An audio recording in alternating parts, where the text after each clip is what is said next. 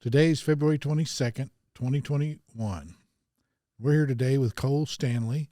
He's running for City Council, Place 1 here in Amarillo. Cole, welcome. Thank you. Appreciate you having me. Tell the voters who you are, where you grew up, your history, and some background, just so the voters can get familiar with who you are. Sure. I'm 42 years old. Married my high school girlfriend. We've been married for 20 years. We have two daughters. I've got a 20-year-old at WT, sophomore, and then I've got a sophomore in high school at San Jacinto Christian Academy. I keep thinking my wife will let me talk her into a third, go for that boy, and she's not going to have it. So one day I'll have to make that doctor's appointment. I think I've kind of aged out, but I'm a local business guy, so I've been in the construction industry since I was 16. Owned my own business for 21 years now. So we build residential, new construction housing. We do remodeling, and then we also do a lot of commercial work, primarily like light commercial. We do a little bit of industrial, but not a lot. So I'm a local, like born and raised here. So went to Gene Howe Elementary, Valley View Junior High, Randall High School, and then tried college for about 6 weeks and could tell that wasn't really my path. And so I've been enrolled at Hard Knocks University for 21 years, the school that everybody pays tuition to, but you'll never meet a graduate. And so being a local, I mean, that's really what I'm about, faith, family, service. I'd like to run for Place 1 and sit on the city council because I think I do a good job and can really bring the perspective of somebody who's lived here their entire life. So what possessed you to get into the building business? My granddad was a fire chief here in town, and so those guys always have two jobs. And so he painted houses on the side. And so him and my dad would paint houses, and I'd run around with them and spill a gallon of paint in the front yard from, here and there. And then I think just being around that, you kind of learn that working with your hands, working outside is a lot of fun. And then after high school, navigating that, I just had a couple of people that were impactful in my life. We were talking about Shannon Burdett earlier. He hired me at 16 to go work for Real Estate Concepts. And so doing odds and ends and small jobs was challenging. And I really knew, even in high school, I didn't know that I really cared what I did. I just knew I wanted to be self-employed. And so being your own boss, being self-employed, and having that entrepreneur spirit is probably what got me in construction. And then I'm just not smart enough to get out of it. So you like what you do? I enjoy it. It's a challenge, but I enjoy it. There's easier ways to make money, but it's a really good way to make a living. So what is drawing you to choose to run for city council?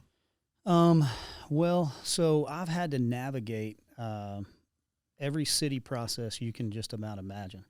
Being a builder / like somewhat developer and just having to develop a commercial piece of property. I do all the same work that, a large development firm would do, but just for one building. So we have to replat, rezone all your services, TxDOT, traffic, health, fire safety, building safety. So I see firsthand on the inside, kind of ground level, what it's like to have to go through those processes. And then, outside of that, everything from running your household and just being a family man living in Amarillo, we're all affected by local policies. So I think as I've kind of got into my 40s, I've determined that local policies probably matter more than even your big federal policies and state. And because of that, I have more of an inclination to run and try to serve on the city council or at least make an impact. That and then society as a whole is going the wrong direction from the direction that I want to go. So it becomes more government dependence, less personal responsibility, more big business, less small business, more we know what's best for you, less let me make my own decision and I'll stand on my own 2 feet. So those combined with an opportunity to serve. So Elaine Hayes is Place 1 and she's stepping down. So the place was vacant. So I feel like I don't have to run against anyone. I just get to run for something. And those are the main reasons of that, and I feel like I'm well qualified. I think I'm the most qualified person for the job. Very good. So what do you perceive as the role of a city council person? That's a really good question. I think that the policies that you make, you really need to know from where you govern or from where you sit. And so if you have a diverse group of people that are not so wholly interested in whatever their particular aspect of accomplishment needs to be, I think you make really good, well-rounded policies for your community as a whole. I see that seat gives you an opportunity to put a lot of simple solutions in that make a big difference. I don't think our city is faced with one monumentous task that we just can't figure it out. I think we have implementation issues more than policy issues. And so what I really would like to do, and the position that I would see myself being the best asset for, is the execution and the follow-up. You know, that guy that you call and you say, hey, here's the issue. I can't seem to get a permit. Oh, okay, well, let me help you. We go down there and for a week, things get a little bit better. And I tell you, well, you know, I made a phone call. Good luck with whatever happens the rest of the year. That's different than the way I would like to function. I'd rather put in things that have more policy follow-ups and more execution and really bring about like a more of a permanent change rather than handing everything over to the admin or the official and just letting the bureaucracy run itself. I'd love to be that city council person that really stays involved and somewhat not orchestrates, but helps or serves that voice from the common public that would help those guys down there at the city do a better job. Kind of an odd ombudsman between the voter and the bureaucrat. I think so. I think we have a disconnect. I know that one thing you hear from a lot of voters like myself is that you're not really heard. And so I know we've had city council that they do a good job of asking you, well, what's your issue? You know, what can I help you with? And you tell them. And then you even go so far as to say, hey, here's a possible solution that really makes a lot of common sense. And they take that and they give it over to our administration or the official or the department. And then it just kind of goes back to business as usual. And those are simple things that if I'm willing to listen to you or Tom or John or anybody else, then I think we can implement some stuff that makes a lot of sense. Well, that's the whole idea, I think, of people who say government governs best when it's the most local, because that way you can interact with your actual government official. And the farther up you go, the more distance there is, the less accountability there is. Right. And when you're local and you have to make payroll every Friday and you are the rubber that meets the road, then you care. When you separate yourself and it really doesn't factor into your livelihood or your ability to function, then it's easier to kind of push that stuff aside, or you at least, as what I think our council does, is with good intentions hands it over with no follow-up. And so now you have a city official or a department that tries to put some things in practice, but once again, it's 8 to 5 business as usual. And so if they don't get that phone call made, if they don't return, you know, that email or whatever, maybe it just never happens. And that to me seems more execution. You got to inspect what you expect. And I think our local governance does a good job of setting expectations. But then what do they do to inspect if those expectations are ever being met? So I think a lot of people are concerned about, or I hear people have issues with building safety. Is there some issues there that we could improve how they work with the citizens? Sure. So, you know, building safety is probably the thing that I know the most about and that I've had the most experience with because it is my daily routine. So I get to see firsthand all the things that we do well, and there are some things that we do well, and the things that we didn't used to do so well 10, 15 years ago that have improved. But then I also see the things that by bringing in building officials that are maybe from the Northeast, the last gentleman that was there, I think, was from the Bronx. So mentality matters the most when you deal with builders and developers and when you deal with homeowners or business owners. And so your mentality needs to be as local as the people are that are buying those homes, building those homes, or running those businesses. And so the number one thing that we really need to do right now, we don't have a building official.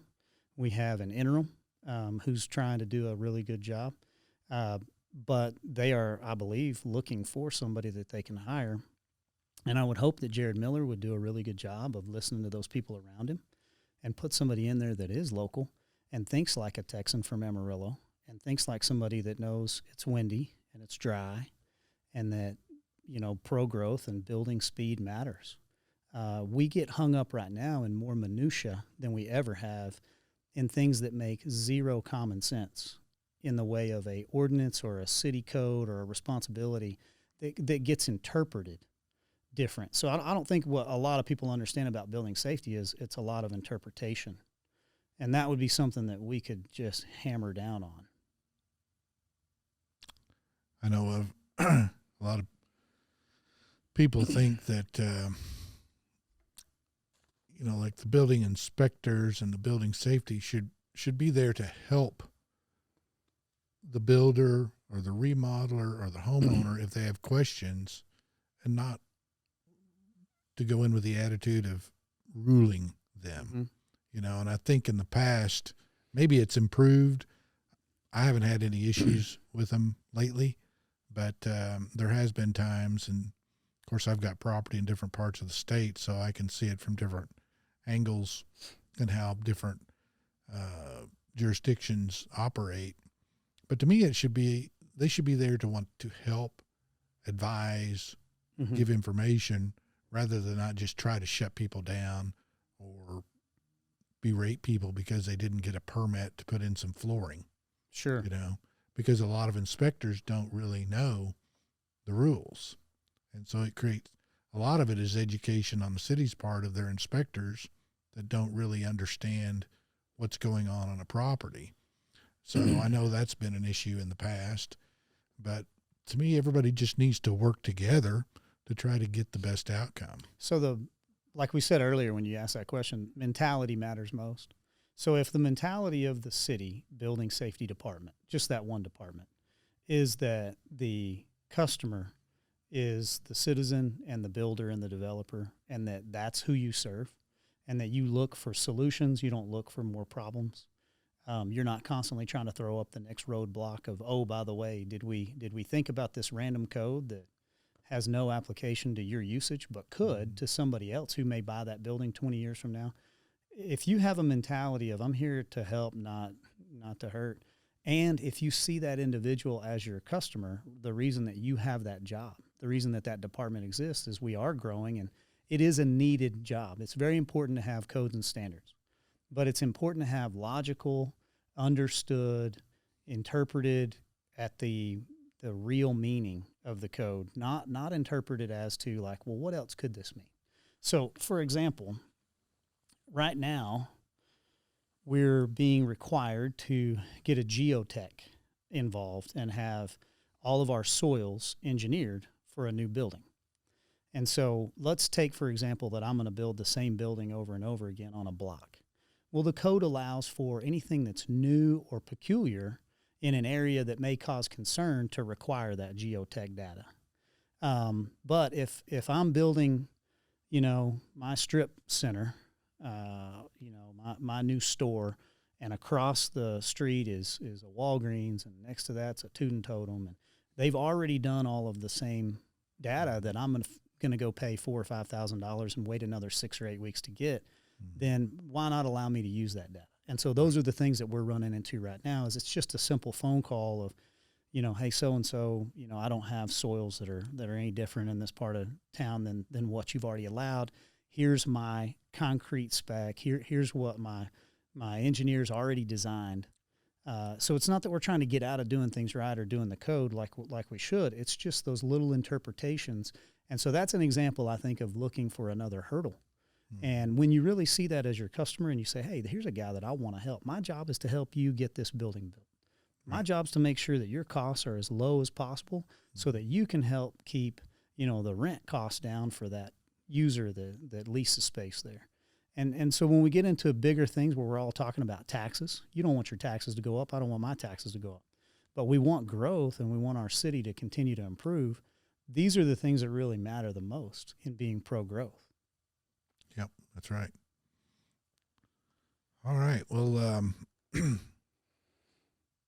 speaking of taxes, how do you feel about the, well, I call it the rain tax. I know the certain city council members get very angry when I use that term, but it's, they call it the drainage fee. What is your position on that? Well, my position on that would be pretty one-sided as a business building owner. I just pay that. And so I didn't get to have any say-so in any of that. I don't see, where it came from that's practical other than, we're short funds here and here's a way that we could, charge more. Now and you tell me if I'm misunderstanding this, but I was told it's due to erosion.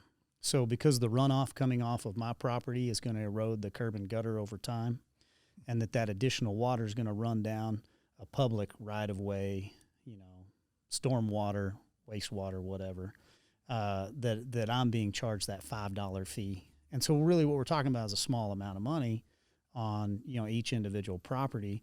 It seems to me like it kind of goes against the transparency that I would hope our city would have. I would rather have an official come out or a elected official, a council person come out and say, hey guys, we just need to charge $5. And here's why. Here's what we need to pay for. Yeah, we just need $5 a month for everybody, rather than it being a drainage fee with some sort of climate type green build, tag on it. Because I think all of us really hear and see like, well, this is just another revenue, And so that's the way I see it. I could be wrong. I'm not claiming to know all of the ins and outs of how that came about, but at the very least, it wasn't really explained to any of us well, if that's the way I understand it, and I'm a common citizen. And then I pay it every month. And what was more frustrating is I had to pay it separate. Do you still get 2 separate bills instead of 1? It's a nightmare for us when you own hundreds of properties. It can turn, and then you've got property owners that we manage property for, and they send them to their address, and it's just, they won't send it to us. And it's not been easy to get that resolved, but I have a big problem with it. It's principle. It is. It's not the amount of money that it's costing. It's a property tax. Why didn't they say, we need more taxes, we're raising your property tax? It's disingenuous. That's a fancy word for lie. That it's for drainage. Has nothing, we've been here 100 years and we've gotten along just fine without any drainage. Right. They dug some holes, and if it does rain, the water will fill them up. It's not rocket science, and it doesn't cost a lot of money. But yet they're building brand new houses in Palaia Lakes, and then billing the rest of the citizens because they say they have a drainage problem. If they had a drainage problem, they wouldn't be building houses in the bottom of Palaia Lakes. Well, and as a developer, you have to take care of all of that flood study. So when you move, your water source and you impact your neighbor, you've got to go in and you've got to control that runoff, and then you have to develop accordingly. So it's not like we have developments that are causing issues that we're having to pay on the backside. Right. It is you can call it a tax, you can call it a fee. Yeah, I'm a little different. If you ask me for something, I will probably give it to you. Yeah. But when you tell me I owe you something, I'm the first one to say, well, why? What did I do different, or how do I owe that bill? And then the answer that I got was probably a lot like the answer you got, which is erosion and control and sediment.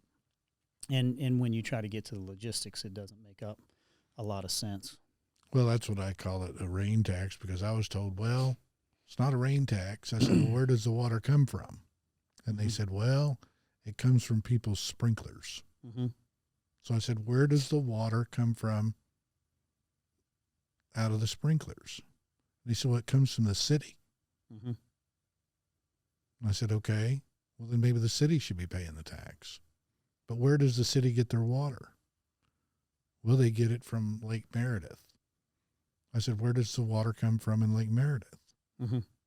It comes from the atmosphere. So it's a rain tax.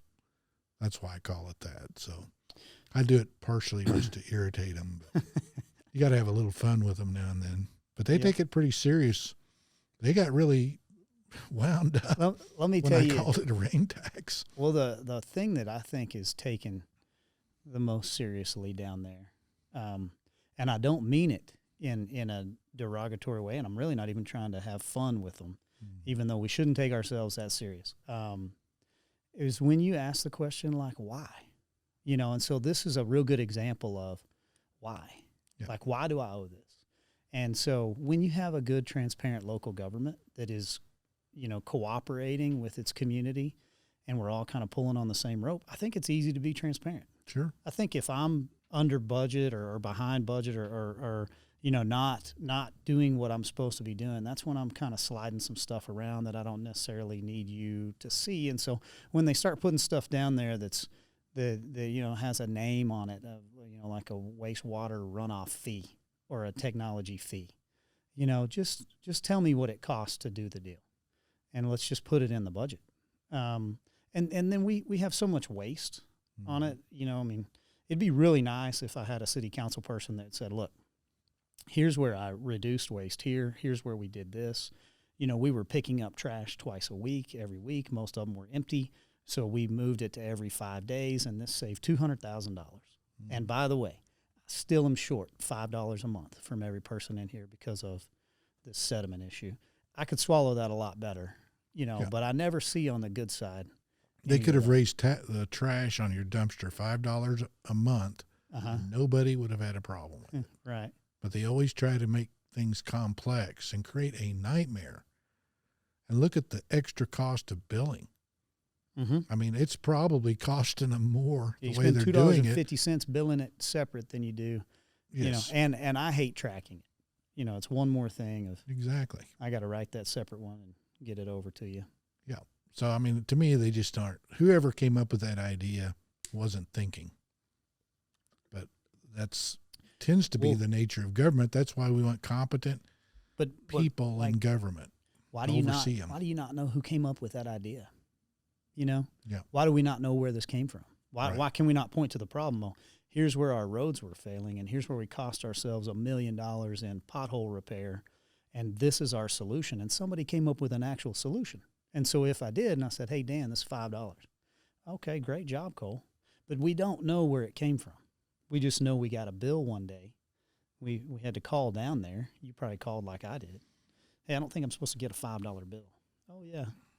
This is our rain tax. Well, they think everybody owns one house, one car, one cat, one dog, and 2 kids. I mean, they think everybody is the same. That's the problem with government.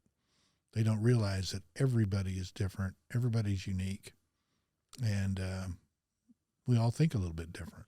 So when you have your personal responsibility mantra, you're responsible for yourself. And I, as the city, look at you and know that you're bearing your own responsibility. I don't have to do everything for you. I now can trust my employees to make individualized decisions based on whatever your need is, because you don't have to fit in this one box. And so when they try to make every builder, developer, homeowner fit into that box, and we're all different, then we have no, real customer service. Nothing's customized. And I think that scares them and they push back because they need a hard and fast play on everything, which that hard and fast play is always no. Hey, you didn't hear me out, man. Let me tell you, Mr. Official, here's really what I'm trying to do, and this will help you too.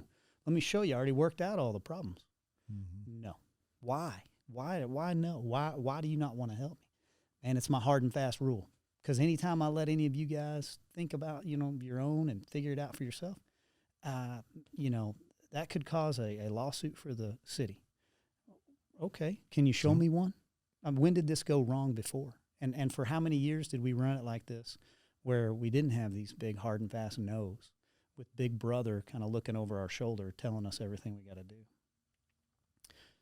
Well, part of the problem at the city may be they need to do more training with their personnel to help them understand, that they need to listen to the customers, the citizens, the voters. I call them the voters because the people that don't vote, to me, don't matter, right? because they're not engaged. The ones that vote, they need to listen to, because the good ideas are going to come from the voters, from the citizens, not the city. It's just the way it works, because people who tend to work for the city aren't people who come up with the creative ideas, or they would be doing what you're doing. Mm-hmm. They'd be building houses or have their own business. So you have a different mindset there. So I think maybe the city needs to recognize that and maybe help their employees think a little bit different, listen more, and be a little bit more creative in how they approach things. And give them the leeway to make decisions. Mm-hmm. You may be right. I mean, they may have a real employee minded mindset, and that may be a limited factor. But my core belief is that most of those people do a better job when you let them do their own job and you just inspect it. Right. And then everybody's going to make mistakes. It's not like the city doesn't make mistakes. They operate in a form and a fashion where it's like we can never have an error, but they do it. And then consequently, their number one knee jerk is to tie my hands behind my back as the citizen. And so whether you vote or not, you may have a really good idea, and I want to listen to you. Sure. And you're important, but then what's most important, I think, is being able to make that decision on your own. It's your property. You own it. The city doesn't own your property, even if it's a public building. And I can't get that through to a couple of my officials downtown, where they want to look at that building as though, no, the public's coming in there, so I'm responsible for every single person that could ever walk in and out of that store. No, you're not. Mm-hmm. That owner of that building is, and that business owner is, and let them be responsible for theirs. And then that gives the city the ability to manage and do what they need to do, which is services for this community.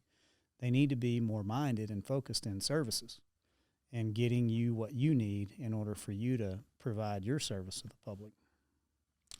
Part of the reason I always say things like the people who don't vote don't matter is because I'm trying to get them to think and wake up, be engaged, and start participating in the process.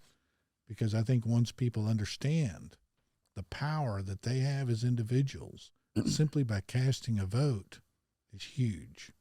And that's what I'm trying to get people to understand, that if you'll participate, be informed, learn about the issues, and participate in elections, you can have a profound effect on the direction of your city. And it irritates me. People who don't vote, I just really have a problem with. So I'm trying to get more people engaged and get them more involved, and to understand how important it is to vote and how much power that the individual has if they'll use it. Mm-hmm. That and it matters. The one that you'll vote for last. We think like, well, man, we need to vote for our president, and that's a big election. But the vote that counts the most is for those local officials. That's right. And what we've seen on the national level that makes no factual sense, no basis to it at all. The big boys are going to push however they want. And if we want to control our communities, raise our families, live our lives in the lifestyle that we choose for ourselves, and have freedom to do that, then we really need to be active locally, not just voting, but serving. So like I want to serve, not because I want to go do more work and not get paid for it. We already do enough of that in construction. But I want everybody else to do the same thing. There's a lot of ways to plug in. And I think we live in a really good community of a lot of really good people that care about their neighbor. And with given the chance, they'll pull the rope. Yeah, I guess what irritates me when I hear it is when they say, well, they do this in Dallas, or they did this in Houston. This isn't Dallas, and we're not Houston. Mm-hmm. So I really reel when I hear that, because this is Amarillo. What we should be doing is make Amarillo the best place to live in the state of Texas, and they should be saying in Houston, well, this is what they did in Amarillo. Mm-hmm. We need to reverse that. We're not followers. We shouldn't be doing what they do. We should do what works for us. I agree. Totally. So what do you think about the new parking fees downtown? Do you think that's a good idea to tax businesses that Man, are I've paid a few downtown? fines already. So that girl that works down there, she's quick. You walk away from that truck and you forget to go to your park mobile, like she's on you. Sweet, but not gracious. So the Park Mobile app is annoying to me. It's one more thing you got to download and set up. But once you get there, it's okay. So the nuisance factor is probably what bothered me originally. I'm a pro growth guy downtown. I mean, I want to see Southwest Amarillo grow. I want to see Northeast Amarillo grow. I want to see downtown grow, but at a slow, steady, pace, where it's real growth and it's not kind of this little, bubble. But the downtown fees, I get that they want to charge and that's a revenue source. I don't think that we qualify for that. I don't think that it really has that much impact. I think it's something that could have come in 5 years from now, 10 years from now. The way they're putting that infrastructure in, it's like they hit it all at once, thinking that, well, we're going to get a lot of revenue from this. I think if you really looked at it, and I haven't, we're probably not making any money on any of that. We may be paying the ticketer the same amount that, the revenue's coming in, but I don't know. So I'm not against it. I just didn't see the need for it right off the bat. We just don't have that much local traffic down there yet. Hopefully with, baseball and things moving and continued growth, more restaurants and hotels, you'll need that service. But right now, I didn't see it. Well, I'm sensitive to it because when I first came up here in the early 90s and I had to come downtown to go to law office, I was just it's really one of the main reasons I came to Amarillo is because there was no parking meters. Mm-hmm. Because in Austin, I don't know how many tickets I've paid. I probably hold the state record or the record in Austin for parking fines. I mean, you couldn't get anything done. I mean, all you're doing is trying to figure out how to keep from getting caught not paying the parking, Mm-hmm. And you put your money in there, well, then you get tied up in a meeting or something. You're going to get a ticket if you go downtown. Mm-hmm. And I just think that's wrong because they're not. And Austin's a little different because it's very difficult to find parking, or even back then downtown. So, but at that point, they should build garages or something and then pay to get in the garage. I understand that. To park on the street, a Mm-hmm. public street, I just have a problem with that just from a moral standpoint but if you go build your strip center off Sonsi, Mm-hmm. you don't have to pay parking. And I think it hurts those businesses downtown where they've done that, and I've talked to them. They've said, Mm-hmm. as soon as they put in the parking, people quit coming. And they've done this 3 times over the past 70 years or 50 years. First time they did it, they built Western Plaza, Mm-hmm. and downtown died. Well, finally they backed off, took out the meters. People came, then downtown started growing again. And then they instituted parking again. And then guess what? They built Westgate Mall and all the businesses left again. Mm-hmm. Now they did a lot to get it going back. And as soon as it started to come back, they slap them with parking. I just think it's irrational. To your point, I think if I'm the business guy that's designing that pro forma, I want the fewest objections that I can have to attracting customers and attracting new business. And so you don't necessarily rule that out in your model. I think when you have the asset and everything's full and everybody's down there and you can charge for parking because it's full, or you do need to grow parking garages, whatever, I think that's when that comes in. When I'm liable and I have a liability, not an asset, which the city does right now in several of those buildings that aren't full. The last thing that I really want to do is try to increase my revenue stream and limit or make a greater liability on my asset.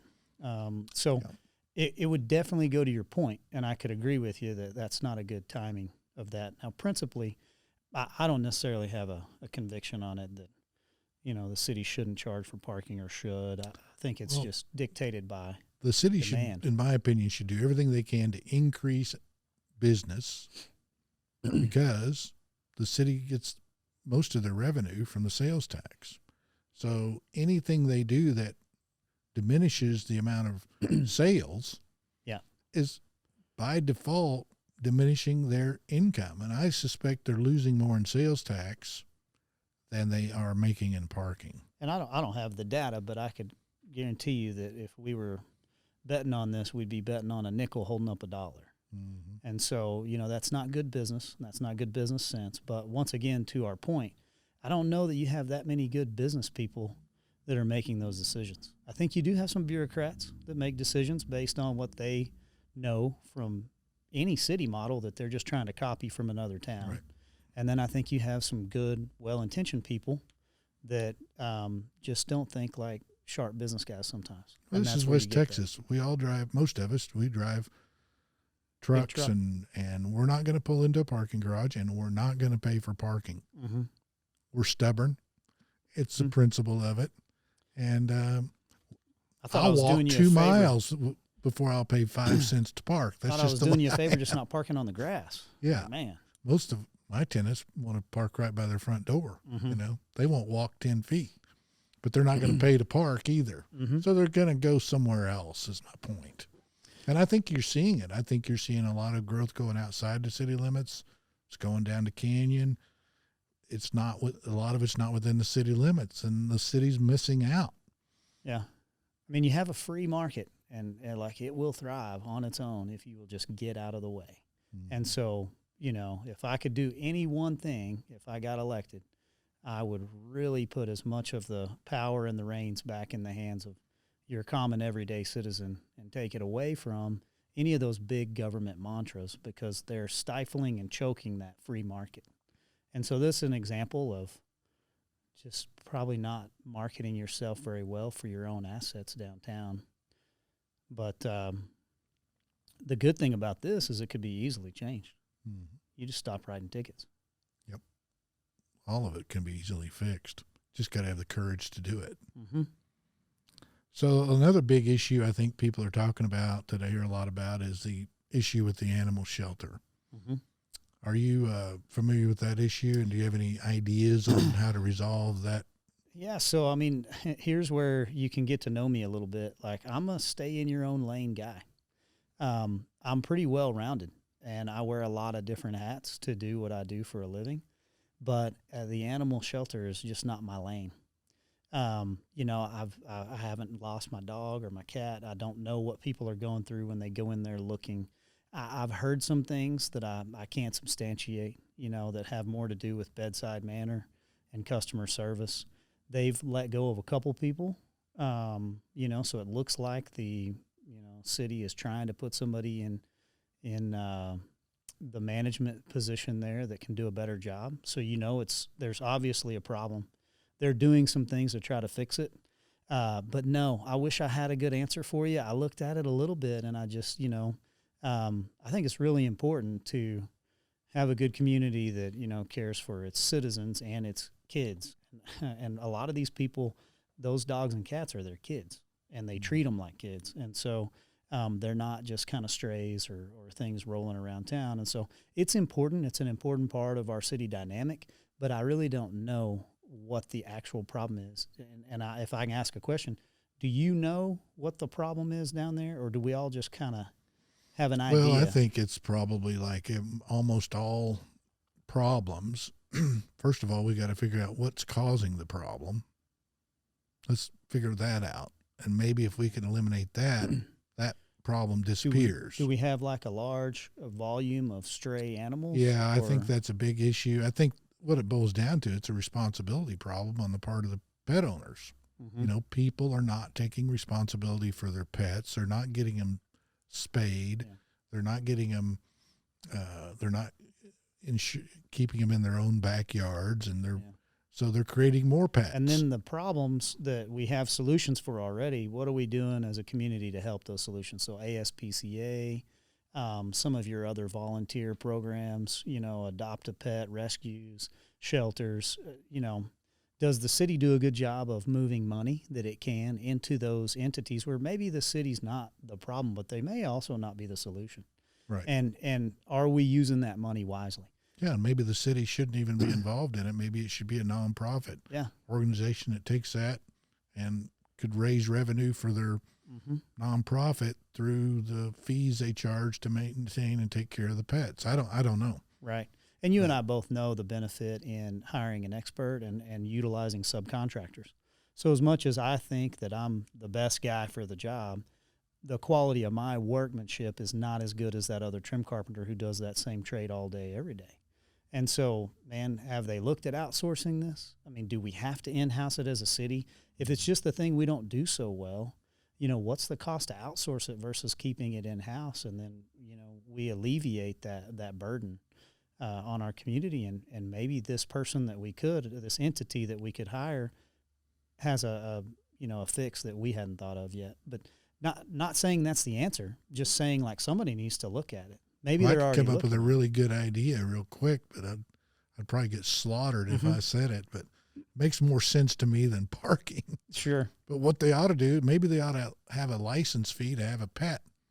You could raise the money to pay for the animal issue and minimize the number of pets that we have running loose. I'm out on that one, Dan. No more licenses, no more fees. But I mean, it makes more sense in a drainage fee and and because you have a choice. Okay. And I believe people should be given a choice, and you shouldn't have any direct taxation. So you have a choice whether you have 7 pit bulls or just 3. It's just a thought. Yeah. I see the direction you're going with that one. So, but anyway, it's a responsibility problem at the end of the day. People not taking care of their pets, and certainly there needs to be education so people understand the importance of taking care of that animal if you're going to have one. Not in an arrogant way, but like, once again, we're talking about this subject for 5 minutes. And if given an opportunity to really look at like what happened and what have we done yet, when you really lay it out, no one's tried this, no one's tried that. This over here seems to make a lot of sense. You know, pulling people together. And that's where you can look at what other cities have done in certain situations where they've had a similar problem. Maybe there's some town in Iowa somewhere that had a major problem, and they came up with a unique solution that nobody's ever heard of. And to me, that's what the guy, the city, that's sitting there at his desk, instead of watching YouTube videos, he could actually do some research and come up with some solutions. I had a guy that I worked for.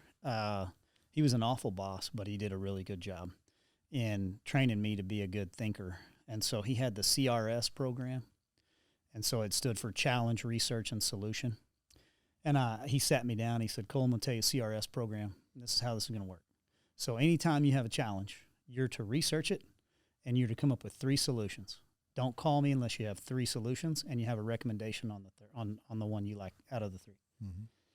And so, you know, next day, so-and-so didn't show up. We didn't have the right material. You know, I'll pick up the phone and call him. Hey, boss, man, here's my problem. You know, and he hung up the phone.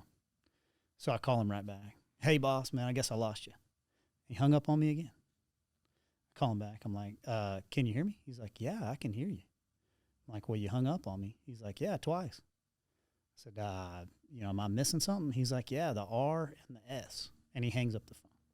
You know, so with given that, you really get to the answer you need to get to when you have to think that way.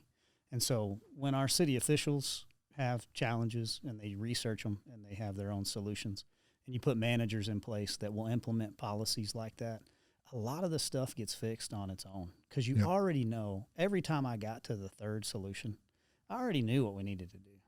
Now it became an issue of we just needed to implement this. Yeah. We just need to go ahead and bite the bullet and get it done, fix it, move on. Quit talking and start doing. Yeah, so those simple solutions are there, but they come with a little bit of work. And so sometimes at 4:30, it just is easier to not do the work, and we just have to be incentivized to do that. Exactly. Well, where do you see Amarillo in 10 years? From a population standpoint, I think we'll grow by 40 or 50,000 people. Do you know what our current census is right now? No, the last I heard we're hovering a little under 200,000. So like that one that was done 10 years ago was like 190 something, right? Yeah, and I don't know, is that Potter County, or was that the city That'd of be Amarillo? City of Amarillo. And then you got Potter and Randall. Yeah, and then I've heard, and I don't know for sure, but I've heard at any given point on a weekend you have 300,000 people, in our town. And yeah, so, I think Potter and Randall County, I think we're around, is it 3 or 350? with everybody that lives outside of the city. Yeah. So I think inside of the city limits, I think we can grow by 40 or 50,000 people in the next 10 years because we have a really good city. I see a lot of things happening nationally where California and, East Coast, West Coast will be coming to Texas. I think Texas will be a beacon of light for freedom and for independence and living your life and holding on to those core values where you're getting choked by big government, big brother. And so we really need to push for that here. I think we will because of who we are. We're kind of a grit community. When it's cold and you still have to go outside and go to work, when you're tired and it still needs to get done, when life has not become so easy that you have a choice of whether I want to fight or not, that's your community here. I mean, you're around a bunch of good old roughneck, good old boys here. And I mean, that's where it gets done. So when you have a community like that, I think we really do continue on a path of growth. And I think other places, go the opposite direction. And so Amarillo, I think, could easily be 250,000 people in town. And the outlying areas are going to continue to grow. Amarillo and Canyon, I see those growing totally together. I don't know that you can drive to Canyon right now without passing like 3 tootin' totems, on the VFW road, or a pack-a-sack and a tootin' totem. Yeah. I think Bushland and Amarillo will be totally grown together. And I think that we will have more of our niche because that's kind of the tipping point, 250,000 people. So I think you're going to have everything here that everybody always said, man, if Amarillo just had one of those, you'll turn around and you'll go, oh, Amarillo's got one of those. Well, I guess they're going to bring Amazon here. I don't know if that's a done deal yet or not. Man, a distribution center. On the construction side, it's a done deal. I mean, you and I know how much work goes into plans and engineering and all your architectural firms. And so when you award a contract to a dirt contractor and they start construction, you're not moving that much dirt and you're not signing that contract and then walking away. So my only concern right now is for the tax abatement. Like, don't give away what you don't have to. Well, yeah, they're just trying to shake the city down knowing that they'll capitulate because don't know how to negotiate. Yeah, that's true. And from a negotiating standpoint, like, the city should already know, and the county. I'm not sure that our city's not doing a good job because I don't know what the city's given up. But the county is what I know was being talked about and proposed last as a tax abatement. And that can be a really good incentive when you're trying to attract somebody here. But when you have what they need and they are already coming here and they're not asking you for anything, don't give them anything. And, Amazon can be a huge growth here, but it could also take us in a direction that's not necessarily our local small business mentality. And so we need to preserve that and look for that and see how that can blend into our community. Well, anytime somebody has to give somebody a tax abatement to get them to come to your town, that tells me one thing. Your taxes are too high. Well, it's about as simple as that, or you wouldn't have to even mention it. Might be very true, but my opinion on Amazon is that nothing's too high for them. They have all the money in the world, and that they're doing what they're going to do and they want to do. And then, yeah, sure, if you'll give it to them, they'll take it. But they wouldn't have walked away, I don't believe. And I mean, we're not in a position where it matters. They're here, great. But well, I mean, there's so many simple ways they could negotiate that would be very reasonable. Say, we're going to say, okay, rather than, you could do a simple thing.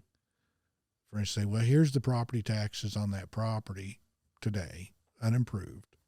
And that's what it is. Okay. And we're going to work with you on the valuation of your improvements as you improve, or something to that nature. There's a way to do it that you're not harming the other taxpayers. Of course, I to me, there's a simple solution Mm-hmm. for getting rid of property taxes. That's so easy that I'm working on that I think people are going to like it and will be all for it and will make Texas boom. But I'm actually doing the research on it. And once I'm ready, I'll get it out to the voters and see if they want to push it to the legislature. Well, I'm a reader and I'm educating myself. So when you get it all figured out, let me know. So maybe a really good idea. Yeah. I think if you just take the property taxes and just Well, to never me, get rid of them, but you just keep them from going the wrong direction. well, property taxes to me are just evil. You shouldn't punish people for owning property. Mm-hmm. It's direct taxation. It's wrong. And I just don't believe that it works. And you never own your property, ever. Mm-hmm. And I did a lot of tax rep work in Austin. I represented over 2,000 clients back in the late 80s and early 90s. And I only represented investment properties, but I had people call me up. I mean, they were literally crying because they bought this house, and maybe I'm helping them on a little duplex or something, or they got my name somehow. And they bought this house in 1962 for $20,000. Mm-hmm. Today, with the growth of Austin, this was back in the 80s even. Then, that house is worth $750,000. Mm-hmm. They're paying more in property taxes every year than they paid for their house. And I remember this one guy, he's retired from Motorola. His wife was a retired school teacher. And their property taxes were more than they brought in income. Mm-hmm. So they have to sell their house and move off somewhere where they could afford to live.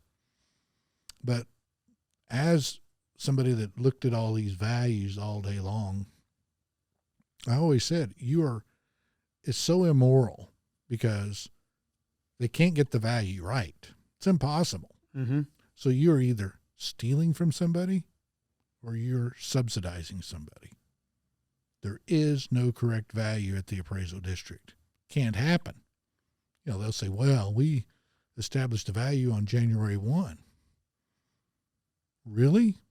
Every value? Mm-hmm. Well, yeah, that's what the comptroller says. So on January 1, all property is on the market. Everything in Texas, what's it worth? Nothing. Right? Yeah. If everything is for sale, right. Nobody wants it. Mm-hmm. So therefore it has no value. So they should be zero. If that's their logic. That's the way I think. They don't buy it. Right. But that's just what bothers me. And people have owned property for 30 years. They're still paying, and the values they keep raising. But that's inflated value. That's inflation. That's not real.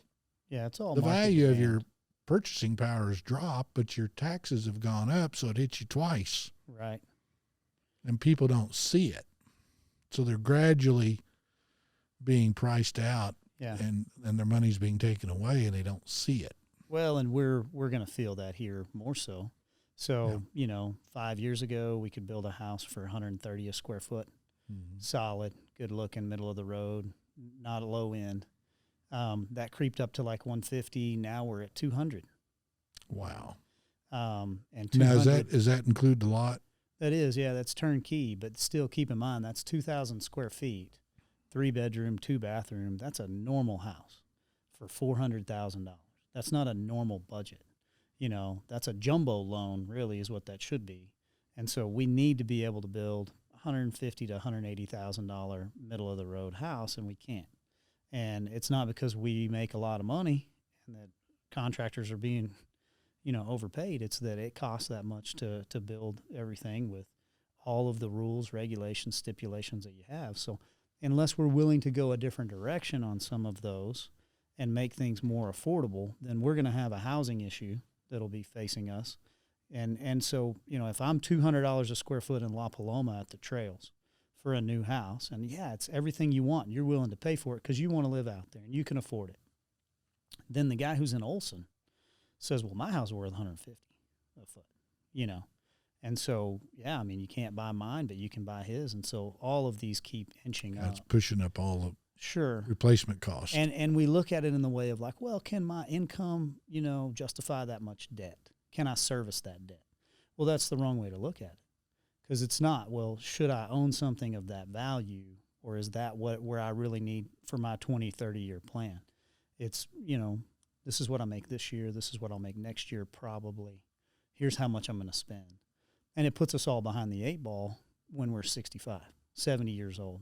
We all stop working. We start looking around going, man, how did everything get so expensive?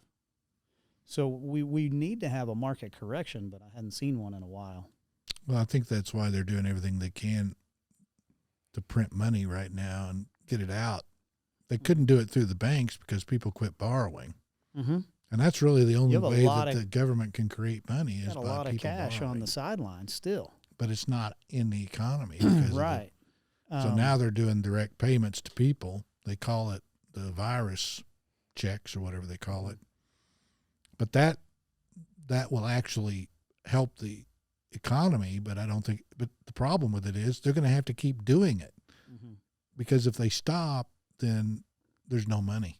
People don't have the money. Well, and so all we've done is we've just separated our the rich people class. do. The rich builder class, They've got the money. You're just moving that middle class down or That's up. right. And so we're going the wrong direction as a society when it comes to money, because we're no longer talking about fiscal responsibility, because our government is so irresponsible. And so when they can print, what did they print? $2.5 trillion for the first stimulus. This second one is $1.9 trillion. And you're paying people to stay home. There is a much more sinister plan at work that Mr. Global and different countries around the world are pushing on, and none of them favor the American. None of them favor freedom, and none of them favor you and I. And so we're held to where now we have to look at what is my real asset, because it's not in that dollar bill. So my real asset is in my health, my family, my relationships. And then money becomes way less important. So my 2,000 square foot house, it's worth 150 is fine. Mm-hmm. If I don't think I need to go spend 80 grand on a new Raptor and $400,000 on a new house. Now I'm obviously for growth, and I want to see everybody who wants to spend their money on that continue to buy houses, but only those who can. And then I don't want to be limited where I'm hung in a market where I can't build you anything that's reasonable. And if we keep going, I'm going to get there. And it's kind of those who can do at that point, and that's not helpful for all of us. I don't have an answer, but, I mean, at least our eyes are open, and you and I are looking at the problem that's facing us. So what percentage of the cost of building that 2,000 square foot house do you think is related to what the city of Amarillo could affect? If I had different codes and standards and I had a different process, I could build a house in a third less time, and I could probably save 20% off the top in just one is volume cost.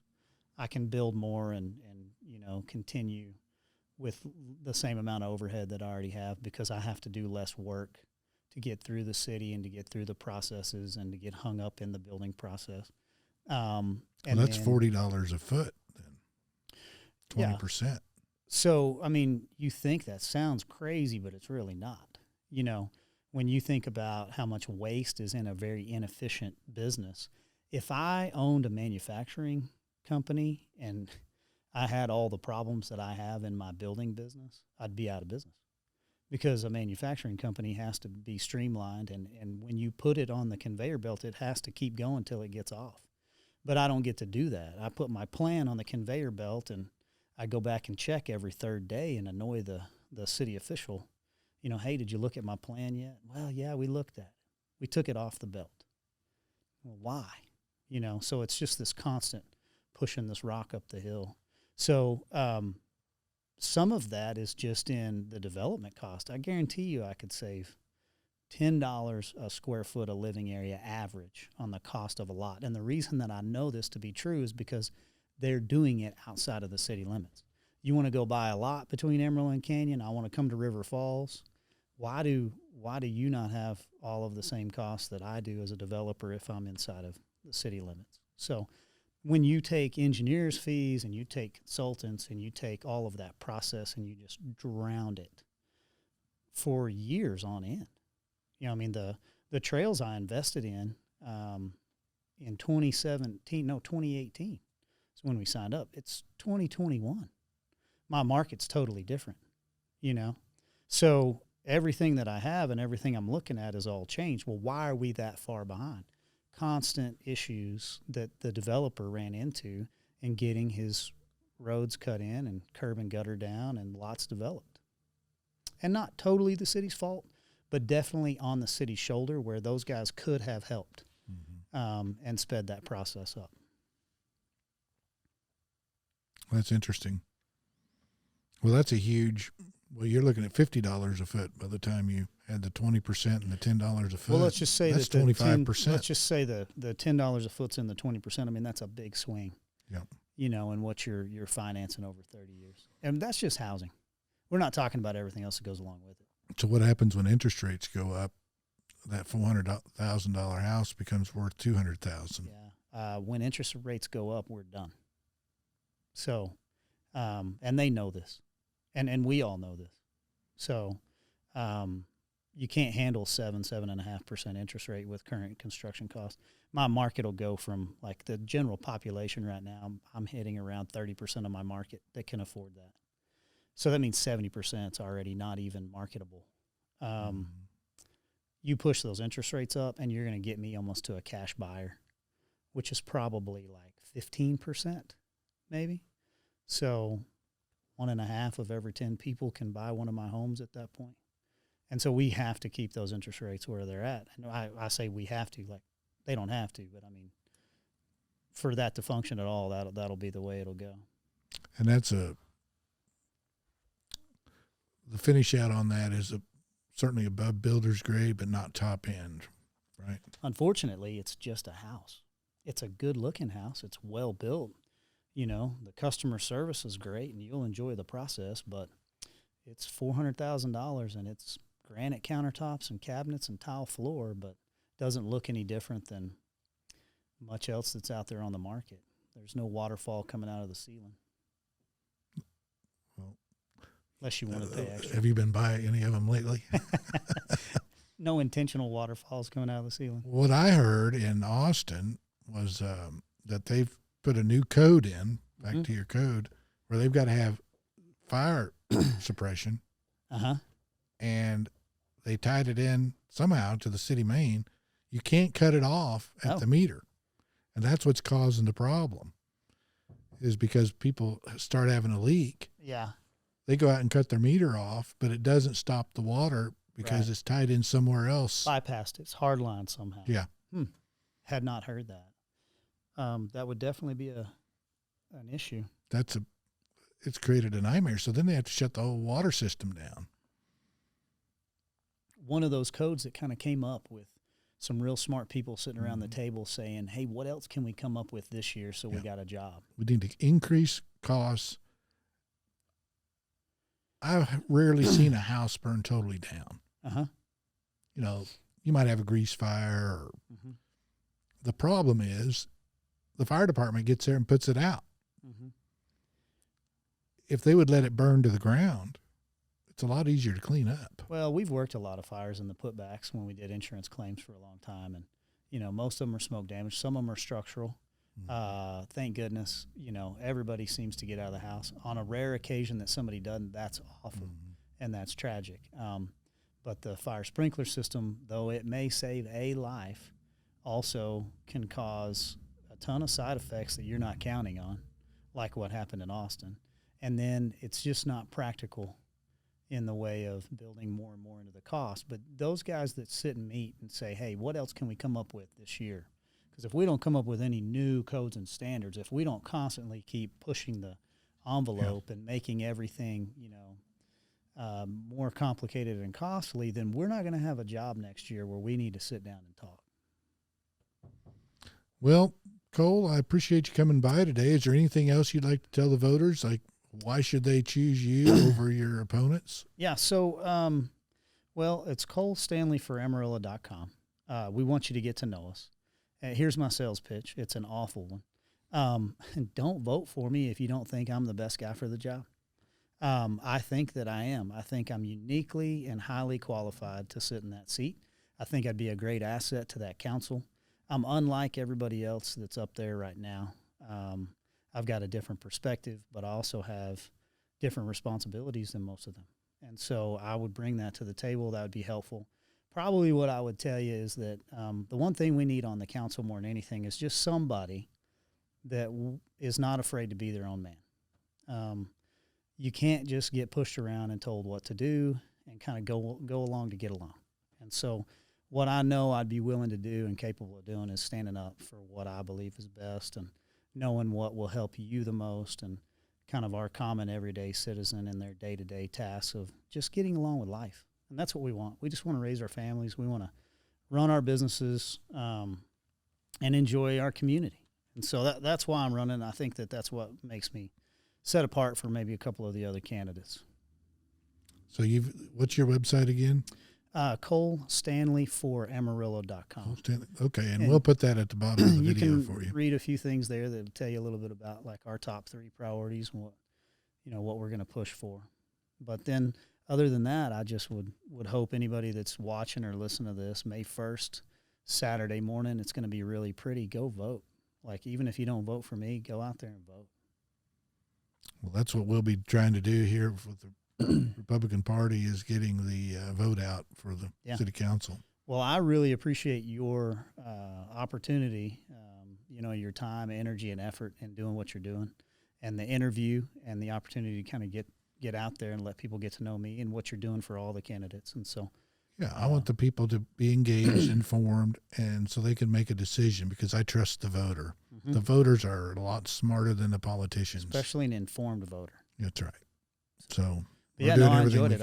I hope to come back and do a follow-up with you. And this is something that's important because we're running for an election. But honestly, this is something that would be really important to continue to do, just to continue to educate our citizens on what is that councilman really doing. Yeah. Did they just get their name on the ballot? And we'd like to do that, I think, and keep the voters aware of what's going on with the council and the people that are on the council, because I think it's important that the people know who their council members are. I agree. Kind of get to know who they are, and I just think it's important. It's hard in a forum or an ad for people to really get a sense of a person. Right. But when we're having a conversation, they kind of understand how you think. And even social media doesn't really, even though you can watch and follow, it's hard to really know. At the end of the day, your position, I don't think a person's positions on the issues are that interesting to a voter. Mm-hmm.